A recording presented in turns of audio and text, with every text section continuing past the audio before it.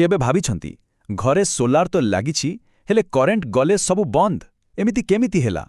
एई जो द्वंद्वटा ना अनेकंक मनरे थाए आउ एहारी समाधान हेउछि हाइब्रिड सोलार। तेबे चलंतु आजी एहार सरल सत्यकू एकदम भलो भाबरे बुझिबा। आउ ए प्रश्नटा बहुत गुरुत्वपूर्ण, खास करी सेही सबु जागा पाई जेउठी पावर कट गोटे साधारण कथा। लोके सीधा पचारती, अरे भाई जदि कारेंट गला परे सोलार काम ही कलानी ताहले एते टंका खर्च करी लगेई की लाभ कौन। आउ देखिबाकू गले एटा गोटे पूरापूरी जुक्तियुक्त प्रश्न। आउ एही प्रश्नर उत्तर ही आमको नहीं जाए हाइब्रिड सोलार पाखकू।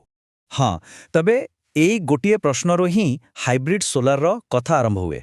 किंतु एहार प्रकृत माने कौन सीटाकू नहीं बहुत द्वंद्व रही। तेबे चिंता करंतुनी, आज आमे सेई सबु द्वंद्व को दूर करदेबा। चलंतु एकदम सरल भाषारे बुझिबा जे एई हाइब्रिड सोलार जिनिसटा आसले कौन।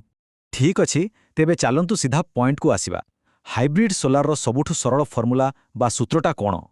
देखुंतु हाइब्रिड सोलार माने कोनोसी रॉकेट साइंस नुहे। एहार सीधा सरल अर्थ हैला गोटे साधारण ऑन-ग्रिड सोलार सिस्टम आउ ता सहित गोटे बैटरी बैकअप, माने ऑन-ग्रिड सोलार प्लस बैटरी। दिन बेला घर सोलार पैनल रु चलिबो, करेंट चली गले बैटरी रो बैकअप मिलिबो आउ बाकी समय रे जदि दरकार पड़े ग्रिड रु बिजुली तो अछि। बस कहानी एतिकी। एथिरे कोनोसी जादू नहीं कि कोनोसी ड्रामा नहीं, एते ही सरल। मूल कथा हैला सोलर, बैटरी आउ ग्रिड तीनिटा जाक मिसिकी काम करंती। एबे देखंतु पार्थक्यटा केते स्पष्ट। गोटे साधारण ऑन ग्रिड सिस्टम रे बैटरी न थाए, तेणु दिनरे सोलार आउ रातिरे ग्रिड, सिंपल।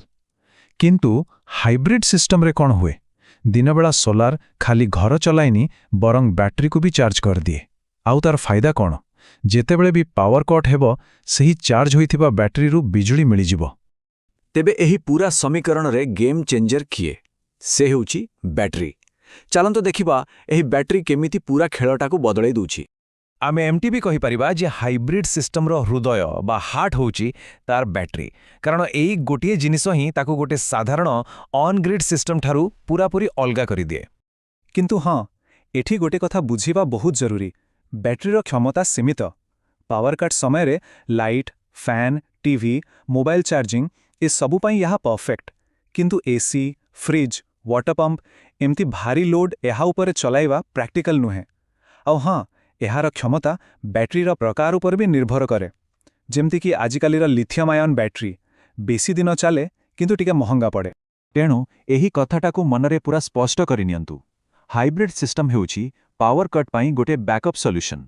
एहा ग्रिड पावर रो संपूर्ण विकल्प नुहे। अच्छा, एबे आसंतु एहार वास्तवता विषय कथा हेबा, माने खर्च केते आउ केते दिन चलिबो से विषय रे। एठारे गोटे बहुत गुरुत्वपूर्ण कथा हैला जे हाइब्रिड सिस्टम गोटे ऑन ग्रिड सिस्टम ठारू बहुत बेसी महंगा। काहे कि कारण एथिरे किछि एक्स्ट्रा जिनिस लागे।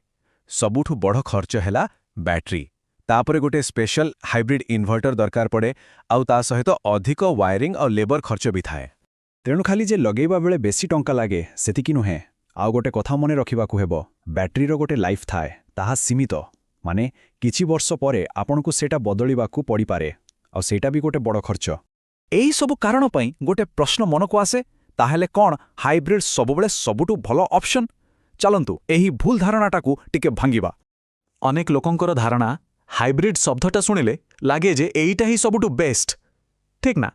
किंतु सत कथा सेटा नुहे। सत कथा हैला बेस्ट सिस्टम सेटा जोटा जनंकर आवश्यकता को ठीक भाबरे पूर्ण करूछि।